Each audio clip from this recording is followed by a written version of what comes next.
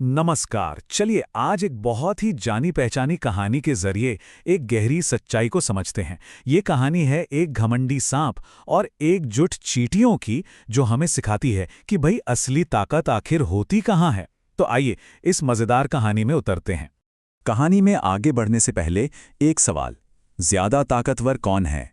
एक अकेला विशालकाय जीव या फिर छोटे छोटे जीवों का एक एकजुट झुंड? ये सवाल ही हमारी आज की कहानी का दिल है। और इसका जवाब, खैर, वो तो हमें कहानी के अंत तक मिल ही जाएगा। तो हमारी कहानी की शुरुआत होती है एक सांप के घर से। वो अपनी दुनिया में मगन था, आराम से रह रहा था, लेकिन बहुत जल्द उसके सामने एक ऐसी प्रॉब्लम आने वाली थी जो उसकी पूरी जिंदगी को बदलने वाली थी। तो एक समय की बात है। एक सांप था जो एक पेड़ के बिल में रहता था। उसकी जिंदगी का एक सीधा साधा रूटीन था। दिन में सोना और रात होते ही शिकार पर निकलना। वो अकेला था और सच कहें तो अपनी ही दुनिया में खुश था। पर देखिए, वक्त तो किसी के लिए नहीं रुकता। वो सांप धीरे धीरे बड़ा होता गया और बड़ा होता गया, इतना बड़ा कि उसका अपना ही घर, वो बिल, अब उसके लिए छोटा पड़ गया था। वो बेचारा अब उसमें ठीक से समा ही नहीं पाता था। और बस यहीं से उसके लिए एक नए ठिकाने की तलाश शुरू हुई। एक ऐसी तलाश जो उसे सीधे टकराव की ओर ले जाने वाली थी।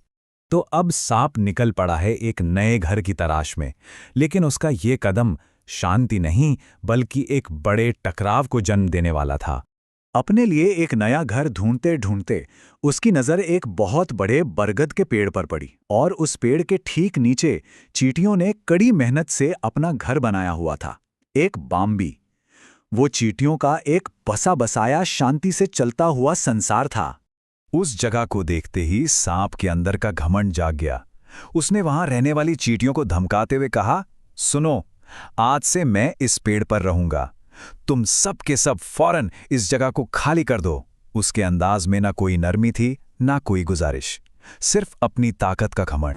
सांप की ये धमकी सुनकर आसपास के दूसरे जानवर तो डर के मारे कांप गए, लेकिन चींटियों पर, उन पर इसका कोई असर नहीं हुआ। अरे भाई, उन्होंने दिन रात एक करके अपना वो घर बनाया था। वो उसे किसी घमंडी की धमकी से यूं ही छोड़कर जाने वाली नहीं थी। और बस यहीं से कहानी ने एक ऐसा मोड़ लिया जिसके बारे में उस सांप ने सपने में भी नहीं सोचा होगा। अब बारी थी उन नन्ही नन्ही चींटियों की, जो एक बहुत बड़ा कदम उठाने जा रही थी। चींटियों ने बिना डरे एक प्लान बनाया। सबसे पहले वो सब एक सेना की तरह एक साथ आ गईं। फिर उन्होंने चारों तरफ से सांप को ऐसा घेरा कि उसे भागने की कोई जगह ही ना मिले। और आखिर में हजारों चींटियों ने एक साथ बिना रुके उसे काटना शुरू कर दिया। ये उनकी एकता की ताकत का एक जबरदस्त नजारा था। हजारों चींटियों के एक साथ हमले से सांप दर्द के मारे तड़प उठा। उसका सारा घमंड, सारी हेकड़ी एक पल में हवा हो गई। वो चीखता चिल्लाता हुआ वहां से ऐसा भागा कि उसने मुड़कर दोबारा उस पेड़ की तरफ देखा तक नहीं। सोचिए, एक विशाल सांप नन्ही चींटियों से हार गया था। सांप तो भाग गया, पर यह कहानी अपने पीछे एक बहुत जरूरी सबक छोड़ गई। तो चलिए अब समझते हैं कि इस छोटी सी कहानी में वो कौन सी बड़ी सीख छिपी है। कहानी की सबसे बड़ी और सबसे सीधी सीख यही है, एकता में ही असली शक्ति है।